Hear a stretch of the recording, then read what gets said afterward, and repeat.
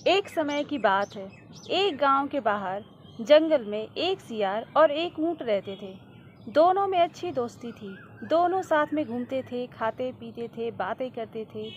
एक दिन सियार ने कहा, मित्र, हमारे जंगल के बाहर जो गांव है वहाँ के खेतों में बहुत अच्छे फल लगे हैं। क्यों ना आज रात हम उन फलों का आनंद लें। लेकिन एक समस्या है। ऊंट ने कहा, क्या समस्या है? फल का आनंद लेने में भला क्या समस्या हो सकती है? सियार ने कहा, भैया, जंगल के बाहर जो नदी बहती है, हमें उस नदी को पार करके खेतों तक पहुंचना होगा और मुझे तैरना नहीं आता, तो मैं तो नहीं जा पाऊंगा। तुम चले जाना, तुम्हें फल बहुत पसंद है। ऊंट ने कहा, नदी पार करने में कोई समस्या नहीं होगी। तुम मेरी पीठ पर चढ़ जाना, मैं तुम्हें लेकर नदी पार कर लूँगा और फिर दोनों खेतों में जा कर के मीठे और ताज़े फलों का आनंद लेंगे।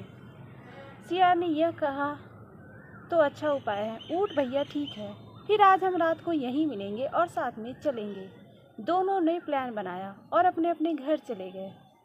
रात होते ही सियार और ऊंट अपने बताए जगह पर मिले। तो ऊंट कहा, भैया सियार, तुम मेरे पीठ पर चढ़ जाओ, फिर हम नदी पार कर देते हैं। सियार तुरंत उछलकर ऊंट की पीठ पर बैठ गया, क्योंकि गर्मियों की वजह से नदी में पानी ज़्यादा नहीं थी, इसलिए ऊंट ने बहुत आराम से नदी पार कर ली। नदी पार करते ही सियार नीचे उतरा और दोनों आगे खेतों की तरफ बढ़ गए।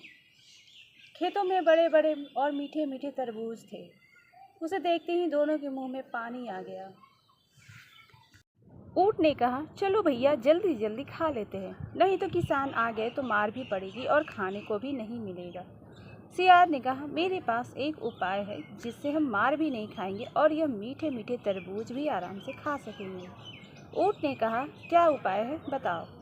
सियार कहा, एक काम करते हैं, पहले मैं जाकर खा लेता हूँ, तुम यहाँ खड़े होकर निगरानी करो, फिर तुम खा लेना और मैं यहाँ खड़ा रहूँगा। जैसे ही कोई दूर से आता दिखाई देगा तो मैं तुम्हें आवाज़ दे दूँगा, फिर हम दोनों भाग चलेंगे। ऊंट ने कहा, हाँ, यह ठीक रहेगा, जाओ तुम पहले खा लो, मैं यहाँ खड़ा होकर देखता हूँ। सियार अंदर खेतों में चला गया और उसने पेट भर करके खूब तरबूज खाए। काफ़ी देर इंतजार करने के बाद ऊंट ने कहा, अरे सियार भैया, तुम ही खाते रहोगे क्या? मुझे भी खाने का मौका दो।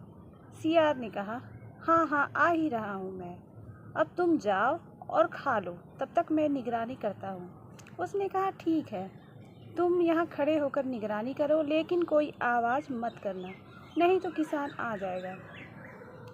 सियार ने कहा, हाँ हाँ भैया, तुम जाओ, आराम से खाना खा लो, मैं यहाँ निगरानी करता हूँ, कोई आवाज़ नहीं करूँगा। ऊँट अंदर जैसे ही खेतों में गया, फल खाने शुरू किए।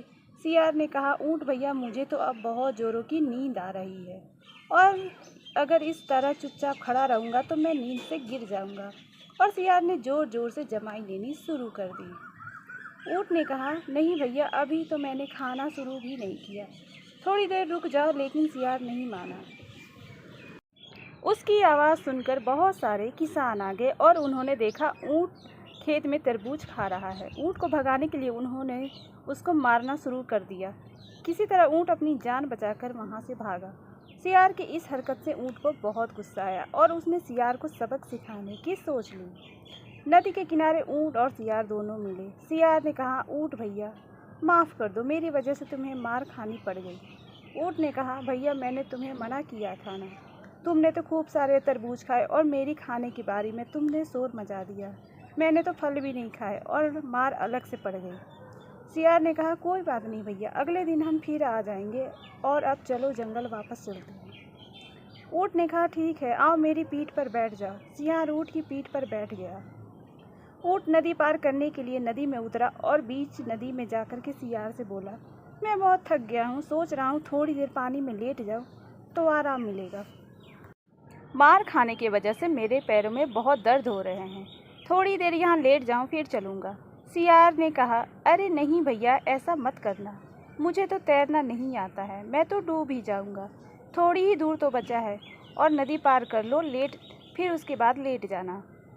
ऊँट ने कहा, नहीं भैया, अब मुझसे एक कदम भी नहीं चला जाएगा। और ऊँट सियार को सबक सिखाने के लिए बीच नदी में बैठ गया। सियार को तैरना नहीं आता था, इसलिए सियार नदी में डूब गया और बह गया। ऊँट और फिर बहुत आसानी से नदी पार कर ली और सियार को उसकी करनी की सज़ा दी। इससे क्या शिक्षा मिलती है? इससे हमें यही शिक्षा मिलती है कि हमारे पास अगर सच्चे और अच्छे दोस्त हैं तो हमें उनका विश्वास कभी नहीं खोना चाहिए, चाहे हम जैसी भी परिस्थिति में हो। अगर आपको कहानी पसंद आई हो तो लाइक और सब्सक्राइब ज़रूर कर दीजिएगा।